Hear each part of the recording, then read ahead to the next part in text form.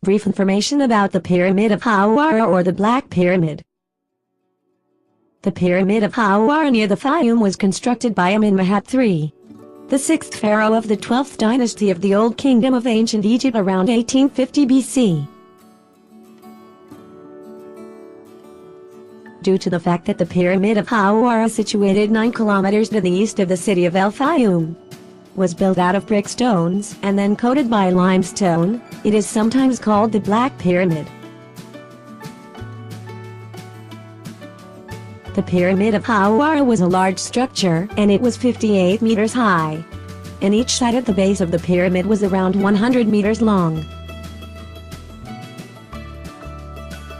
The village of Hawara is located 9 kilometers to the southeast of the city of El Fayoum, one of the wonderful Egyptian destinations, situated around 100 kilometers to the southeast of Cairo. Hawara was known since ancient Egypt, and it was called Hat Washington Art, which means the footsteps. About the King Amenemhat III.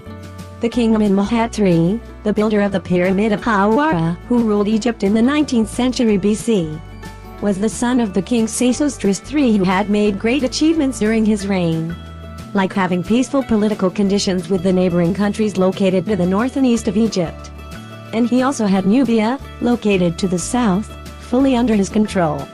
Through all these achievements and successful military, Sesostris was able to hand Amenemhat III, his son and successor, a powerful kingdom, empowering him to continue the achievements of his father and continue having a largely stable kingdom. The construction of the Pyramid of Hawara.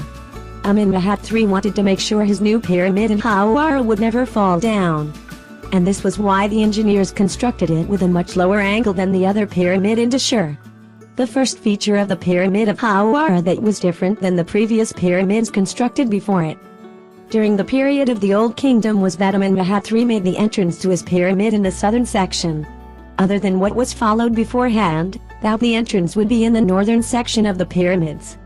This was an intelligent idea by the king in order to mislead any thieves who would want to rob the items put inside the pyramid. Moreover, Amenemhat III constructed a long staircase that leads the thieves to a small room that they would think it was the burial chamber, while the burial chamber was entered through a narrow short passageway located on the ground.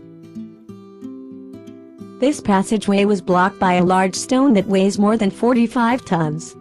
To delude the thieves that were common during this period of time, the entrance to the Pyramid of Hawara was designed in the western section of the pyramid, and it leads to the first room of the pyramid. Afterwards, one finds himself in a passageway that leads to nothing at the very end.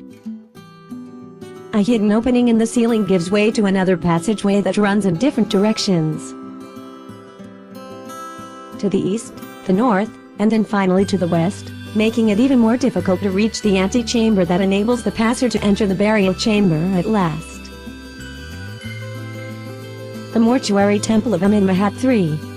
Beside the Pyramid of Hawara lies also the ruins of the mortuary temple of Amenemhat III, and the temple was attached to the pyramid when they were first constructed.